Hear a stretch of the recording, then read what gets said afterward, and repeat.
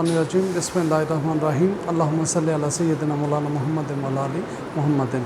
अच्छा बेटे, हमारा सब्जेक्ट है legal system of the world. ये LLB पार्ट 1 का सब्जेक्ट है और इसमें आज हम क्वेश्चन डिस्कस करेंगे कि पाकिस्तान का जो लीगल सिस्टम है वो क्या है, इसकी फ़ीचर्स क्या हैं, नेचर क्या है, इसकी करैक्टरिस्टिक्स क्या हैं और इसमें जुडिशरी जो है कैसे वर्क करती है। तो इसमें हम तमाम चीज़ें जो इसके मतलब बुनियादी बातें हैं वो डिस्कस करेंगे। तो सबसे पहले आप देखो इंट्रोडक्शन। देखो हमारा जो लीगल सिस्टम है, legal system consist of rules and regulations. Rules and regulation, देखो हमारी जो स्कीम ऑफ द स्टेट है वो इस तरह से है, जिसको हम पिलर्स ऑफ द स्टेट भी कहते हैं कि एक लेजिस्लेचर है मुकन्ना कानून बनाने वाली, दूसरा जुडिशरी है जिसने कानून की वजाहत करनी है, इंटरप्रेशन करनी है, तशरीह करनी है, और तीसरा एग्जेक्टिव जिसने जो लेजिस्लेचर ने कानून बनाया हुआ है उसके मुताबिक स्टेट का निज़ाम चलाना है। लेजिस्लेचर जैसे आप जानते हैं MPs MNAs आते हैं, वो कैसे आते हैं, हर हलके से, नेशनल असम्बली का भी पूरे पाकिस्तान से और प्रोविंशियल असम्बली का भी पूरे सूबे से, हर हलके से इलेक्शन करवाया जाता है कि भाई आप आवाम खुद ही फैसला कर ले। जो बंदा ज़्यादा वोट लेके आएगा वो असम्बली में बैठेगा, उनकी नुमाइंदगी करेगा, और वो एक बंदा जो बोलेगा समझा ये जाएगा कानून की नज़र में कि जो 50 लाख बंदे जिनके वो वोट लेके अपने हलके की नुमाइंदगी कर रहा है, वो एक बंदा नहीं बोल रहा, 50 लाख बोल रहे हैं। वो जो एक हाथ खड़ा करेगा ये कानून पास कर लो, वो उसका हाथ नहीं खड़ा हुआ, इनडायरेक्टली वो 50 लाख बंदा अपना हाथ खड़ा कर रहा है कि ठीक है ये कानून पास कर दें। ठीक है, लेजिस्लेचर अवाम के अंदर से आता है। जुडिशरी भी अवाम के अंदर से ही, जो लाइक कॉम्पिटेंट वकला होते हैं उनके अंदर से ही जजेस हाई कोर्ट सुप्रीम कोर्ट के बनते हैं, और लोअर जुडिशरी में जैसे आप जैसे लाइक बच्चे जो हैं वो जुडिशरी में आते हैं, और एग्जेक्टिव में जो CSS PMS करके आते हैं, ठीक है, और जो मुल्क का निज़ाम चलाते हैं। तो ये है स्कीम ऑफ द स्टेट, इसको हम पिलर्स ऑफ द स्टेट भी कहते हैं। अगर कोई आपसे पूछे what are the pillars of the state, तो आपने बताना है लेजिस्लेचर, जुडिशरी एंड एग्जेक्टिव। ठीक है, और कैसे आते हैं ये भी आपको बता दिया। अच्छा, तो वो पास करते हैं लेजिस्लेशन। ठीक है, लेजिस्लेशन दो तरह से होती है, एक होती है हमारी सुप्रीम लेजिस्लेशन, दूसरी होती है सबऑर्डिनेट या डेलीगेटेड लेजिस्लेशन। तो जो हमारी सुप्रीम लेजिस्लेशन है वो करती है पार्लियामेंट, और पार्लियामेंट के पास इतना टाइम नहीं होता कि वो हर मौजू के ऊपर बहुत तफसील के साथ कानून बनाए। तो पार्लियामेंट जो है वो करती है स्केलेटन लॉ, वो करती है जनरल प्रिंसिपल ऑफ लॉ बताती है, और उसके मुताबिक मोटी मोटी बातें बता देते हैं, और बाकी काम जो है वो सबऑर्डिनेट लेजिस्लेशन पे छोड़ देते हैं। तो फिर वो बनाते हैं अपने रूल्स और रेगुलेशंस, मगर उनके लिए ज़रूरी होता है कि सबऑर्डिनेट लेजिस्लेशन में वो जो कानून बनाएंगे वो आपकी सुप्रीम लेजिस्लेशन के अगेंस्ट नहीं जाएगा, उसके मुताबिक होगा, उस पर एक चेक होता है, एक बैलेंस होता है। तो इस तरह से आपकी लेजिस्लेशन पास होती है। लेजिस्लेशन को सप्लीमेंट और कॉम्प्लीमेंट करने के लिए रूल्स और रेगुलेशंस बनाए जाते हैं। समझ आ गया? जो लेजिस्लेशन का मकसद होता है उसी मकसद को आगे बढ़ाने के लिए आप रूल्स और रेगुलेशंस बनाते हैं। ठीक है, जैसे देखो को बच्चा पेपर देता है, उसका एक पेपर रह जाता है, तो वो सप्लीमेंट्री एग्ज़ाम में अपीयर होके तो अपनी डिग्री मुकम्मल कर लेता है। इसी तरह से जो हमारी सबऑर्डिनेट लेजिस्लेशन है वो भी सप्लीमेंट्री एंड कॉम्प्लीमेंट्री टू आपकी प्राइमरी लेजिस्लेशन है। ठीक है, सुप्रीम लेजिस्लेशन है, उसको सप्लीमेंट करती है। तो इस तरह रूल्स और लेजिस्लेशन भी बनती है, रूल्स और रेगुलेशन। यहाँ तक क्लियर है concept? Okay. Law has a territorial jurisdiction. देखो हमारा जो जितना भी लीगल सिस्टम है, हर एक मुल्क का लीगल सिस्टम डिफरेंट है। क्यों, ऐसा क्यों है? हर मुल्क की पार्लियामेंट डिफरेंट है, हर मुल्क की पार्लियामेंट डिफरेंट है। हर मुल्क की पार्लियामेंट जो कानून बनाएगी वो उसकी टेरिटोरियल ज्योग्राफी तक की हद तक एप्लीकेबल होगा। पाकिस्तान की पार्लियामेंट जो कानून बनाएगी वो सिर्फ पाकिस्तान की हद तक एप्लीकेबल है, ईरान में या अफ़गानिस्तान या इंडिया में एप्लीकेबल नहीं है। इसलिए इसको कहा जाता है law has a territorial jurisdiction. Jurisdiction क्या होता है? Legal authority, legal authority. तो हर मुल्क का जो पार्लियामेंट कानून बनाती है उसकी एक टेरिटोरियल जुरिस्डिक्शन होती है, उससे बियॉन्ड वो वर्क एप्लीकेबल नहीं होता।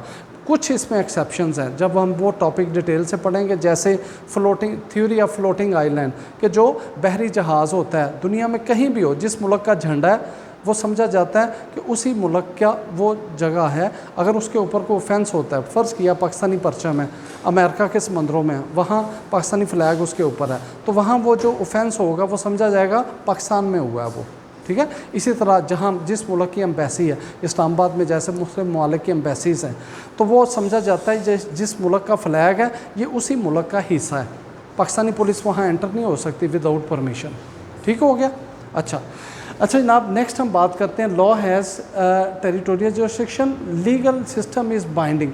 देखो लीगल सिस्टम जो है हमारा हर मुल्क का, जैसे पाकिस्तान का लीगल सिस्टम है, वो जितने भी सिटीजन्स हैं उनके ऊपर बाइंडिंग है, ठीक है, उनके ऊपर, और जो फॉरेनर आते हैं उनके ऊपर भी बाइंडिंग है। जो कोई ऑफेंस करेगा उसको पाकिस्तानी कानून के मुताबिक हैंडल किया जाएगा। इसकी एग्ज़ाम्पल रेमंड डेविस केस, या इस तरह और भी कोई भी फॉरेनर आता है जो यहाँ चोरी करेगा, मर्डर करेगा, उसको पाकिस्तानी कानून के तहत डील किया जाएगा। अच्छा, legal system and judicial system. देखो जो हमारा लीगल सिस्टम है, अगर मैं कहूँ ये एक बड़ा दायरा है और उसके अंदर एक छोटा दायरा जो है उसके अंदर बीच में वो जुडिशल सिस्टम है, तो ऐसे ही है हमारा जो लीगल सिस्टम है, उसी का एक जो ऑर्गन है, उसी का एक कंपोनेंट जो है वो हमारा जुडिशल सिस्टम है। तो जुडिशरी जो है एक लार्जर लीगल सिस्टम का एक हिस्सा है, ठीक है। इंटरप्रेशन ऑफ लीगल सिस्टम, देखो हमारे जो भी लीगल सिस्टम हैं उनकी इंटरप्रेशन मुख्तलिफ जो बैकग्राउंड्स हैं उस हवाले से की जाती है, ठीक है। एक डिस्कशन ये पाकिस्तान में होती है कि देखो हमारे जो कवानीन हैं क्या वो इस्लामिक है या नहीं है, ठीक है। तो सवाल ये पैदा होता है कि भाई अगर अंग्रेज़ों ने ये कानून बनाया है तो क्या उन्होंने कुरान और सुन्ना को पढ़ के बनाया? क्या कुरान और सुन्ना, अगर आपकी पीपीसी बनाई है लॉर्ड मेकाले ने, तो क्या पहले उसने कुरान और सुन्ना का मुताला किया फिर बनाई है? तो एक डिस्कशन ये है कि क्या ये इस्लामिक हैं या नहीं हैं, और दूसरे नंबर पे अगर इनको इस्लामिक बनाया जाए तो क्या किया जाए। आगे फेडरल शरीयत कोर्ट वाले टॉपिक में इसकी डिटेल बताता हूँ आपको, ठीक है।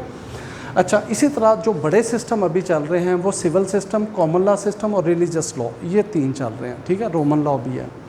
अच्छा, legal system came from moral and ethical value. देखो जो हमारा लीगल सिस्टम है वो आता है हर सोसाइटी में, जो वहाँ की कुछ नॉर्म्स हैं, वैल्यूज़ हैं, वहाँ से आता है, और हर सोसाइटी की अपनी वैल्यूज़ हैं। नॉर्म क्या है, वैल्यू क्या है, ये 2 सोशियोलॉजी के वर्ड्स हैं।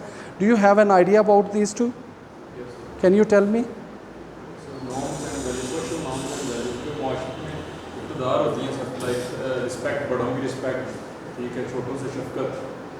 वैल्यूज़ होती हैं इक़दार, कि जैसे बड़ों की रिस्पेक्ट है, टीचर की इज़्ज़त है, तो ये वैल्यूज़ हैं हमारी सोसाइटी की। फिर मस्जिद में जूते उतार के जाना है, जूतों समेत नहीं जाना, इस वैल्यू को ऑब्ज़र्व करना नॉर्म है, समझ आ गया।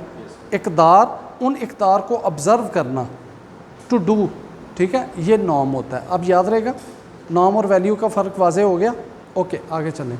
तो इसी तरह हर सिस्टम जो है वो बेस कर रहा होता है कि वहाँ कौन सी वैल्यूज़ हैं सिस्टम की, और उन हिसाब से फिर हर एक की अपनी अलग-अलग इंटरप्रेशन, ठीक है। अच्छा जनाब, नेक्स्ट हम डिस्कस करते हैं कि हमारा जो values, history and evolution of Pakistan legal system. अगर हम इसकी हिस्ट्री पे गौर करें तो हमारा जो लीगल सिस्टम है वो ज़्यादातर कॉमन लॉ से ड्राइव किया गया, कॉमन लॉ से, ठीक है। कॉमन लॉ क्या होता है, कोई बताएगा आप में से? मनाहल बेटी आप बताओ, what is common law system? जी जुनेद आप बताओ ज़रा। बेटा हाज़िर रहना है, सोना नहीं है। Common law system is that branch of law which consist of the decisions of British courts which decisions were made on the basis of customs. बरतानिया की अदालतों के वो फ़ैसले जो उन्होंने कस्टम्स की बुनियाद पे किए हैं उसको कहते हैं common law system. Got it? और कैसे हुआ इसका आगाज़? शुरू में नोबेल्स को कहा ब्रिटिश किंग ने कि आप बरतानिया के कोने गोशों में फैल जाओ, वहाँ लोगों के जो मसाइल हैं उनको हल करो। उन्होंने कहा जनाब पार्लियामेंट ने कानून बनाया नहीं है, किस कानून की बुनियाद पे करें? उन्होंने कहा वहाँ के जो लोकल कस्टम चल रहे हैं उन्हीं की बुनियाद पे आप उनके डिस्प्यूट सेटल कर दो। तो इस तरह से कॉमन लॉ की बुनियाद बनी। Got it? ओके। अच्छा, तो हमने जो पाकिस्तानी सिस्टम लिया वो कॉमन लॉ से ड्राइव हुआ। अच्छा जनाब, तो other features drive from other system. देखो हमने कुछ और भी खसूसियात, हमारा जो पाकिस्तानी सिस्टम है it is combination of various characteristics, इसमें बहुत सी खूबियाँ। एक तो हमने कुछ खूबियाँ ली कॉमन लॉ से, फिर हमारे सिस्टम में जैसे आइडिया ऑफ ओम्बुड्समैन है। ओम्बुड्समैन क्या होता है, कभी वर्ड सुना है आपने? मुख्तसब। देखो ये फेडरल लेवल पे भी मुख्तसब है। मुख्तसब कहाँ से निकला है वर्ड? एहतसाब करने वाला, एहतसाब करने वाला, अकाउंटेबिलिटी करने वाला। तो मुख्तलिफ जो सरकारी महकमे हैं उनकी जब भी किसी को शिकायत हों, ग्रीवियंसेस हो, तो एक तो सिस्टम ये है कि आप अदालत में केस करें। इन एडिशन टू डैट आप ये भी कर सकते हैं, आप ओम्बुड्समैन को एप्लीकेशन दे दें, या आप ऐसे भी कर सकते हैं दोनों को दे दें दरखास्त, तो पैरेलल आपकी एप्लीकेशन चलती रहेगी कि फ़लाँ जो सरकारी महकमा है उससे मुझे ये शिकायत आ रही है, तो ओम्बुड्समैन को भी एप्लीकेशन दे दें और आप अपनी कोर्ट में भी उसमें एक दावा दायर कर दें। ठीक है, तो ये आइडिया हमने नॉर्वे से लिया, नॉर्वे से। ठीक है, कॉमन लॉ सिस्टम हमने कहाँ से लिया? यूके से। ओम्बुड्समैन का कॉन्सेप्ट जो अभी चल रहा है पाकिस्तान में, ये कहाँ से? नॉर्वे से लिया, based on principles of Islam. फिर हमने क्या किया, हमने जो इस्लामिक प्रिंसिपल्स हैं, ठीक है, उनको अपने लीगल सिस्टम का हिस्सा बनाया। प्रिंसिपल और रूल में क्या फ़र्क होता है, कोई बताएगा? एक ही चीज़ होती है। शाबाश शाबाश। देखो जैसे कोई बंदा कहता है ना, पॉलिटिशियन कहता है मेरा असूली मौक़िफ़ है, असूली, असूल कभी नहीं बदलता। ठीक है, that is once has been established and that remains static and that is followed in future cases। ठीक है, जब आप कहते हो ना मेरा असूली मौक़िफ़ है, असूल ये है, असूल बदलता नहीं है। असूल किसी भी सिस्टम में, जैसे लॉ का एक असूल है that nobody should be condemn unheard, दोनों पार्टीज़ को सुने बगैर जज फैसला नहीं करेगा। ऐसा नहीं हो सकता जज के ए जाए जज के पास और कहे बी बहुत बुरा आदमी है, he is very bad person, इसको फ़ौरन फांसी पे चढ़ा लो। तो ए जज ऑर्डर पास कर दे, जाओ पुलिस वालों जाओ बी के पास घर जाओ, उसको पकड़ो और फांसी पे चढ़ा दो। और जब पुलिस वाले जाएं वो बंदा सोया हुआ है, हाँ जी क्या हुआ है, चलो जी आपको फांसी पे चढ़ाना है। क्यों, कैसे, क्या वजह है? ठीक है, तो ये एक प्रिंसिपल ऑफ लॉ है that nobody should be condemn. ये हर सिस्टम में यकसा है, रूल्स बदलते रहेंगे, कवानीन बदलते रहेंगे, मगर प्रिंसिपल चेंज नहीं होना, प्रिंसिपल एक ही जैसा रहना। ठीक हो गया? अच्छा, तो हमने जो प्रिंसिपल्स लिए हैं वो इस्लामिक प्रिंसिपल्स हैं। देखो आर्टिकल 2A जब हम पढ़ेंगे यहाँ ऑब्जेक्टिव रेजोल्यूशन, वहाँ मैं आपको बताऊँगा कि no law shall be made against the injunctions of Islam as laid down in holy Quran and Sunnah, article 2A। ठीक है, उसको हम डिटेल में इसको देखते हैं। अच्छा जनाब देखो हाइब्रिड लीगल सिस्टम, कभी आपने हाइब्रिड गाड़ी देखी है? कैसी होती है हाइब्रिड? अनस बताओ ज़रा, हाइब्रिड गाड़ी पे कभी बैठे हो? सोहेब आप में से कभी कोई फ्याज तो चलाता रहा है? शाबाश। इसी तरह हमारा जो सिस्टम है वो भी हाइब्रिड सिस्टम है। इसी तरह आप देखते हो मुख्तलिफ जो पौधे होते हैं वो पेवंदकारी करते हैं। क्या करते हैं? पेवंदकारी करके मुख्तलिफ दो पौधों को, नस्लों को मिला के एक नस्ल बना देते हैं।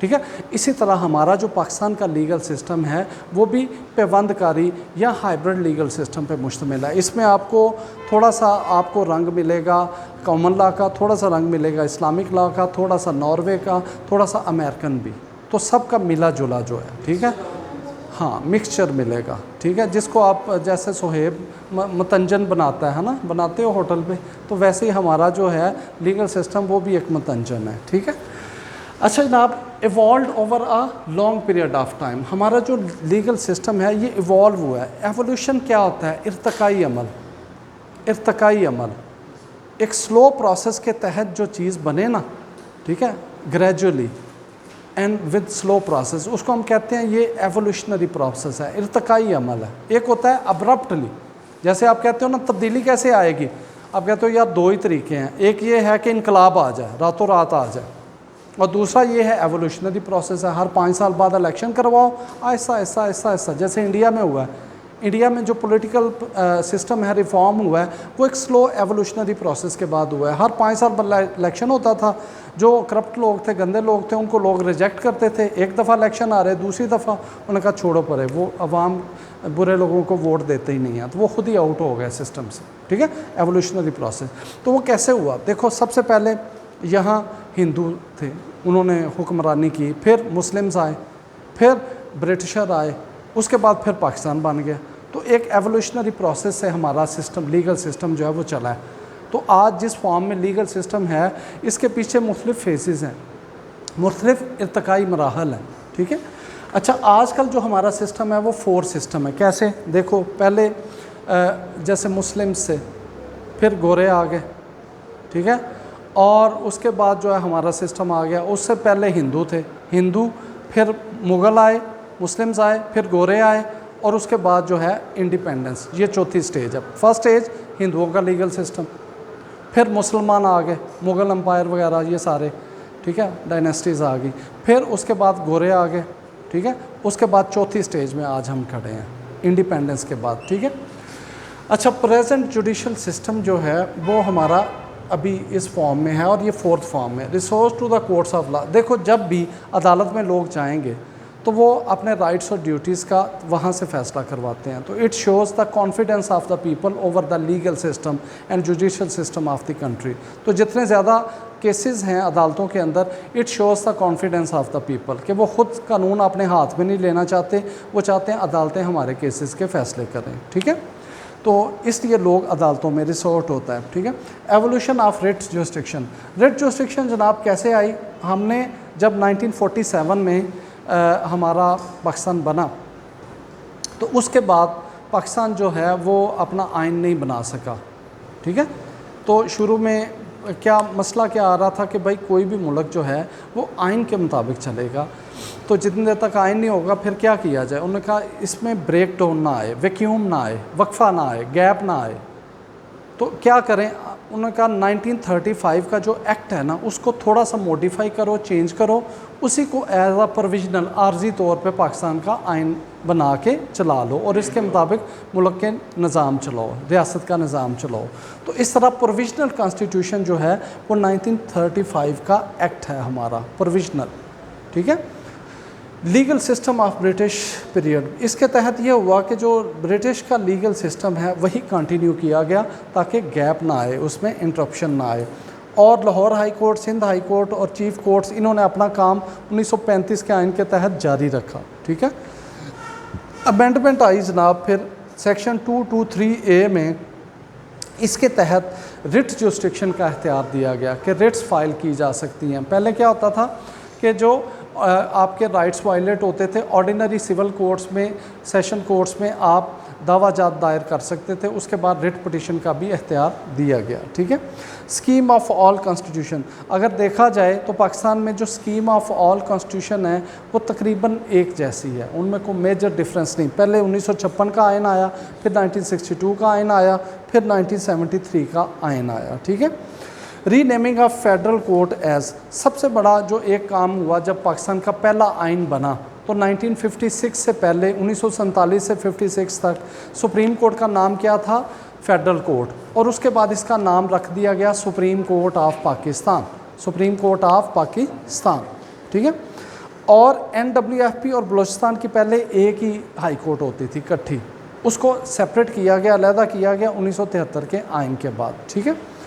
उसके बाद जनाब आ गया आपका क्रिएशन ऑफ फेडरल शरीयत कोर्ट। देखो शुरू में ये था 1980 में से पहले कि जब भी कोई आपको ग्रीवियंस होती थी तो हाई कोर्ट के अंदर ही शरीयत बेंच होता था।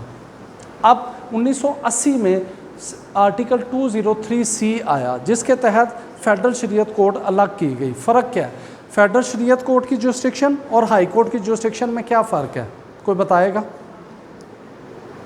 देखो, जब भी आप ये असर्ट करते हो कि ये जो आइन है, लेजिस्लेशन है, जो पार्लियामेंट ने, प्रोविंशियल असम्बली या फेडरल हुकूमत ने जो लेजिस्लेशन पास की है, एक्ट ऑफ पार्लियामेंट पास किया, it is against the constitution, तो आप हाई कोर्ट में जाओगे आर्टिकल 199 में, या सुप्रीम कोर्ट में जाओगे आर्टिकल 184(3) में, कि जनाब ये जो एक्ट है इसका एक सेक्शन या पूरा एक्ट ये आइन से मुतसादम है, इसको नल एंड वाइड करार दिया जाए, हाई कोर्ट जाएंगे। मगर जब आप ये कहते हो कि ये जो लॉ पास किया है हाई कोर्ट या सुप्रीम कोर्ट ने, ये इस्लाम के ख़िलाफ़ है, कुरान और सुन्ना के ख़िलाफ़ है, तो फिर आप फेडरल शरीयत कोर्ट में जाएंगे, ठीक है। तो ये फ़र्क है। और हाई कोर्ट के फ़ैसले की अपील जाती है सुप्रीम कोर्ट ऑफ पाकिस्तान, और शरीयत कोर्ट के फ़ैसले की अपील कहाँ जाती है? शरीयत अपीलेंट बेंच, शरीयत अपीलेंट बेंच सुप्रीम कोर्ट के अंदर। जी जी, सुप्रीम कोर्ट के अंदर ही, हाँ सुप्रीम कोर्ट के अंदर ही होता है, बिल्कुल उसके इक्वल है, ठीक है। जैसे मुफ्ती तकी उस्मानी साहब उसके जज रहे हैं, ठीक है। अच्छा, फेडरल रिपब्लिक, पाकिस्तान जो है वो फेडरल रिपब्लिक है। फेडरेशन क्या होती है जी, बताएं ज़रा। हाँ भाई, एमए पॉलिटिकल साइंस बोलो ज़रा।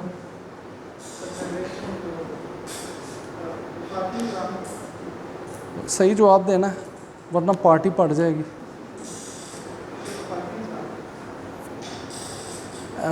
ये नहीं, ऐसा नहीं है। एमए पॉलिटिकल साइंस करके मैं ये जवाब तो नहीं करता आपसे, एक्सपेक्टेशन हाई है ना जी। और एनीबडी एल्स?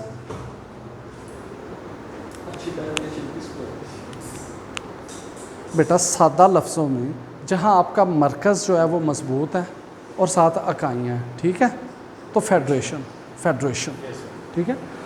अच्छा, मगर 18वीं आईनी तरमीम के बाद क्या हुआ है, अब ये हुआ है कि आपके जो प्रोविंसेस हैं वो ज़्यादा स्ट्रॉन्ग है, क्योंकि पहले हमारे आइन के एंड पे, कॉन्स्टिट्यूशन ऑफ पाकिस्तान के एंड पे ना एक शेड्यूल दिया गया, 4th शेड्यूल, जिसमें पहले होती थी फेडरल लेजिस्लेटिव लिस्ट और concurrent legislative list. Concurrent legislative list ख़त्म हो गई है।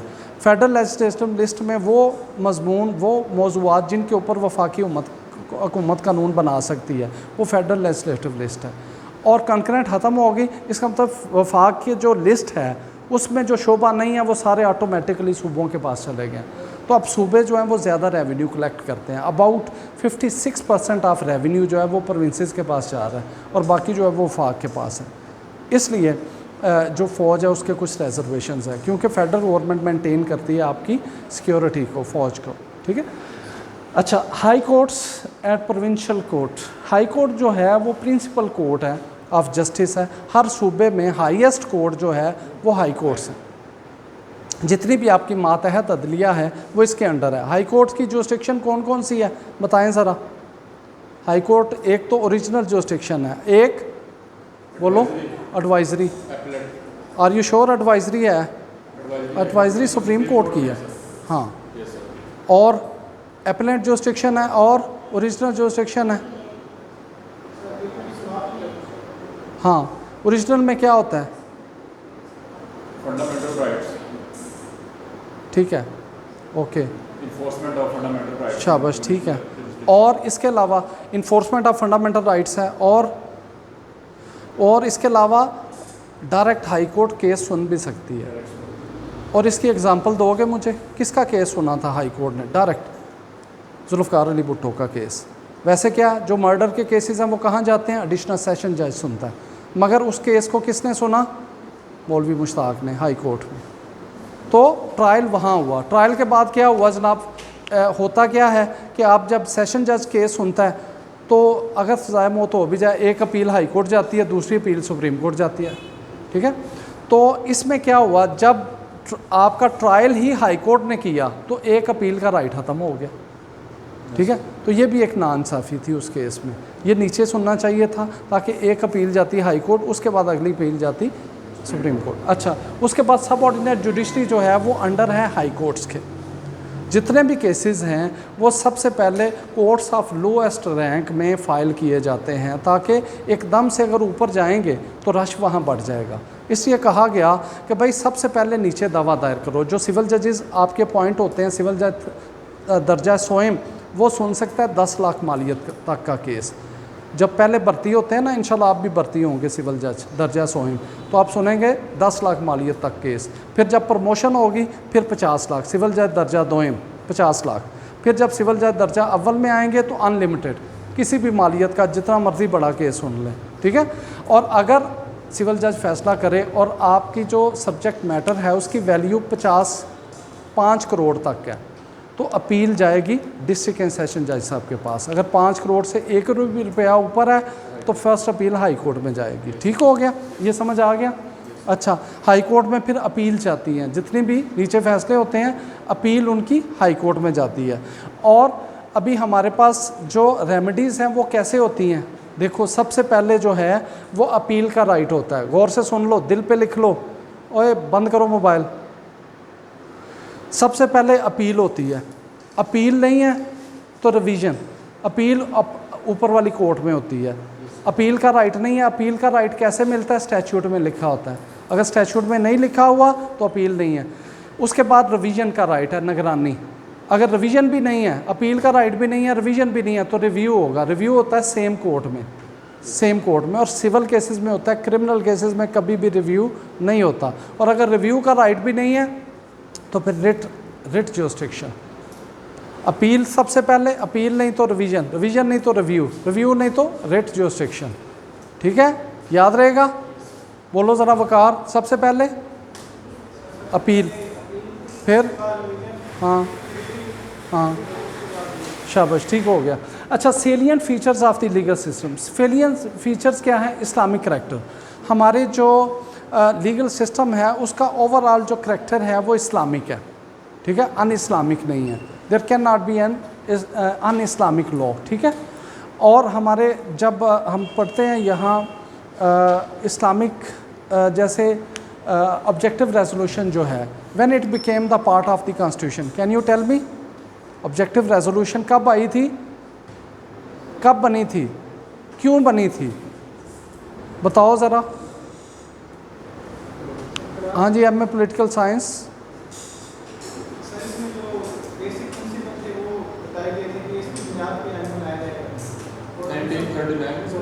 ना करो यार, क्या में पाकिस्तान के बाद ऑब्जेक्टिव रेजोल्यूशन आई। मकसद क्या था? क्या में पाकिस्तान के बाद जब कायद आज़म मोहम्मद अली जनाब 48 में फ़ौत हो गए तो डिस्कशन चल पड़ी, जनाब ये जो मुल्क बना है ये किस इस तरह का आइन कैसा होगा। क्या इसका मकसद सिर्फ ये था कि हम मुसलमानों को मुआशी खुशहाली दें, मुसलमान अमीर हो जाएं, जो गरीबी में हैं वो उनकी माशी हालत अच्छी हो जाए, या ये इस्लाम के लिए बना है? क्या अभी भी कई लोग ये डिस्कशन करते हैं पाकिस्तान मुसलमानों के लिए बना या इस्लाम के लिए बना। ओ भाई, इस्लाम क्या बात करता है? इस्लाम भी तो मुसलमानों की वेलफेयर की बात करता है ना। तो इसलिए जो कायद आज़म मोहम्मद अली जिन्ना के साथी थे, उन्हें फर्स्ट कॉन्स्टिट्यूएंट असम्बली, पहली दस्तूर साज असम्बली को गाइडेंस देने के लिए, रहनुमाई देने के लिए कि सुन लो जो तो आइन तुमने बनाना है वो कैसे बनाना है, फिर उन्होंने ऑब्जेक्टिव रेजोल्यूशन दी। ठीक हो गया 49 में। और उसका मकसद क्या था कि उनको गाइडलाइन देना कि भाई नया आइन कैसा बनाना है मुल्क का, पाकिस्तान का नया आइन कैसा होना चाहिए। सॉवरेनिटी बिलोंग्स टू अल्लाह सुब्हाना ताला। जैसे वो यूके वाले कहते हैं ब्रिटिश पार्लियामेंट इज सॉवरन, ऐसे नहीं होगा। सॉवरेनिटी बिलोंग्स टू अल्लाह सुब्हाना ताला। जो पार्लियामेंट में लोग बैठेंगे उनके पास एक मुकद्दस अमानत होगी, वो उसको एज अ ट्रस्ट यूज़ करेंगे। ठीक है, ओके आगे चलो। ऑफिशियल नेम जो है वो आर्टिकल 1 में लिखा हुआ है। पाकिस्तान का ऑफिशियल नेम क्या है? Islamic Republic of Pakistan. ठीक है, मुमलकत खुदा दाद। स्टेट रिलीजन क्या है? इस्लाम। ठीक है, और ऑब्जेक्टिव रेजोल्यूशन आई आर्टिकल 2A। ये मुल्क का आइन का हिस्सा कब बनी ऑब्जेक्टिव रेजोल्यूशन? बताओ कैसे बनी थी, किस आइनी तरमीम के तहत? 85 में शायद तीसरी आई थी। और ना करो यार, 1985 में जनरल ज़ियाउल हक साहब ने 8वीं आइनी तरमीम। ठीक है, उन्होंने क्या किया? उन्होंने कहा जी ऑब्जेक्टिव रेजोल्यूशन जो है सब्सटेंटिव पार्ट, पहले उसको कोई आर्टिकल नहीं मिला था, प्रीएम्बल में दिबाचा में लिखा हुआ था, फिर वो आइन के अंदर ले आए और उसका आर्टिकल 2A के ज़रिए उसको बना दिया substantive part of the constitution. ठीक है, आर्टिकल 2A में क्या लिखा हुआ है? No law shall be made against the injunctions of Islam as laid down in holy Quran and Sunnah. अगर ये लिखा होता ऑल लॉज शैल बी, गौर से सुनना, all laws shall be made in accordance with the injunctions of Islam as laid down in holy Quran and Sunnah, तो दोनों में फ़र्क क्या पड़ना था? दोनों में फर्क ये पड़ना था कि ये लिखा होता तो ऑनर्स ऑफ प्रूफ जो है वो गवर्नमेंट पे आएगा। शाबाश, वेरी गुड। देखो अभी अगर कोई बंदा उठ के खड़ा होता है, वो कहता है जनाब ये जो कानून बनाया पार्लियामेंट ने, हुकूमत ने, ये कुरान और सुन्ना के खिलाफ है, तो ऑनर्स ऑफ प्रूफ उस पर जज पूछेगा क्यों? यहाँ तो लिखा हुआ है no law shall be made, कोई भी कानून बनाया ही नहीं जाएगा। तो प्रिजम्पशन ये है, मफरूज़ा ये है, हुकूमत जो भी कानून बनाएगी वो कुरान और सुन्ना के मुताबिक बनाएगी। तो अगर आप कहते हो ये कुरान और सुन्ना के मुताबिक नहीं, तो कैसे नहीं है? तुम साबित करो। ऑनर्स ऑफ प्रूफ आप पे है, बर्डन ऑफ प्रूफ आप पे है। ठीक हो गया? तो इसलिए ये लिखा गया। ओके, अच्छा, फेडरल शरीयत कोर्ट। फेडरल शरीयत कोर्ट हमने ऊपर डिस्कस किया, इसका काम क्या है?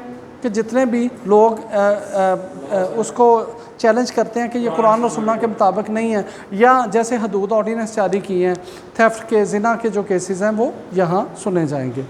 अच्छा जनाब, इस्लामिक प्रोविज़न जो हैं इसमें ये कहा गया हाकिम केस में कि जो आप इस्लामिक प्रोविजंस हैं उनको नज़रअंदाज नहीं कर सकते, और जो इनकी इंटरप्रिटेशन है आइन की वो इस्लामिक प्रोविजंस के मुताबिक ही होगी, ठीक है।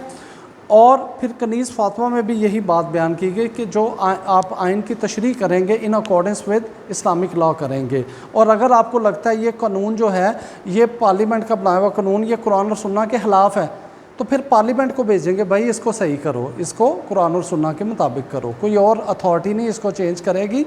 आइन में तरमीम कैसे होती है? पाकिस्तान का आइन कैसा है बताओ? फ्लेक्सिबल है या रिजिड है? रिजिड कौन सा होता है?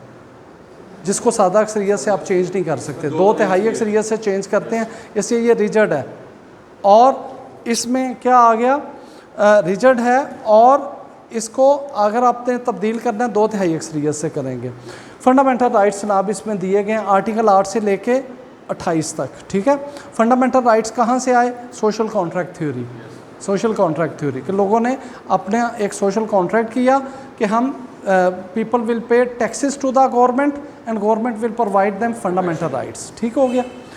लॉज अगेंस्ट फंडामेंटल राइट, अगर कोई कानून आइन के मुतसादम बनेगा तो वो नल एंड वाइड है, उसकी कोई लीगल वैल्यू नहीं होगी। प्रिंसिपल्स ऑफ पॉलिसी, जहाँ फंडामेंटल राइट्स ख़त्म होते हैं 28 के बाद 29 से शुरू हो जाते हैं प्रिंसिपल्स ऑफ पॉलिसी। असूल क्या हैं? जो हुकूमतें पॉलिसीज़ बनाएंगी वो कैसी पॉलिसीज़ होंगी, उसमें वो मद्देनज़र रखेंगे कि हमारे इस्लामी ममालिक के साथ अच्छे तल्लुकात होंगे, लोगों को सोशल वेलफेयर देनी है, लोगों को रोज़गार देना है, to the maximum ability available resources of the government.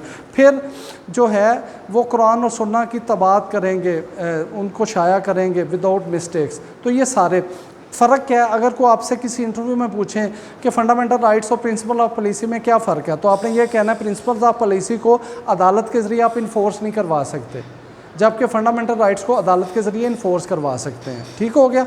और प्रिंसिपल्स ऑफ पॉलिसी जो हैं उनके पीछे मॉरल सेंशन है। अगर कोई हुकूमत प्रिंसिपल्स ऑफ पॉलिसी के मुताबिक पॉलिसीज़ नहीं बनाएगी तो अगली दफ़ा वोट लोग नहीं देंगे, वो हुकूमत नहीं बना सकेंगे। तो उसके पीछे जो सेंशन है वो अवाम है, प्रिंसिपल्स ऑफ पॉलिसी के पीछे सेंशन अवाम है। Okay, rule of law, rule of law का जनाब ये मतलब है कि जैसे आइन हमारा कहता है no person shall be deprived of his life, liberty और property and no person shall be deprived of these except in due process of law. Due process हमने अमेरिकन कॉन्सेप्ट है वहाँ से लिया है कि अगर किसी को, देखो आज भी हुकूमत अगर किसी से ज़मीन लेती है तो उसको कंपनसेशन देती है लैंड एक्विजिशन एक्ट के तहत, ठीक है। ले हुकूमत रही है, हुकूमत ये नहीं कह सकती कि हमारी ज़मीन है चलो खाली करो, नो, जो अगर किसी मालिक से लेंगे उसको कंपनसेशन देंगे, मुआवजा देंगे, ठीक है। तो इस तरह से ये होगा। हाई ट्रेजन का जो आर्टिकल है वो आर्टिकल 6 है, ठीक है। हाई ट्रेजन ये कब शामिल किया गया? जब आइन तोड़ा गया, और ये जुल्फ़िकार अली भुट्टो साहब ने शामिल किया। और एक दफ़ा जब मार्शल लॉ लगाया जनरल ज़ियाउल हक़ साहब ने और वो जेल में मिलने गए, ठीक है, जुल्फ़िकार अली भुट्टो को, तो उन्होंने उनको कहा कि आपने पता है क्या किया है और आपके साथ क्या होगा? आर्टिकल 6 मौजूद है, हाई ट्रीज़न लगेगी। तो वो इनिशली परेशान हुए, फिर उनको मशीर जो मशावरत देने वाले थे शरीफुद्दीन पीरज़ादा, इन्होंने कहा कि आप ऐसे करें, आप आइन को सुला दें, तोड़ें ना, जैसे मेंढक सो जाता है ना इस तरह आइन को सुला दें।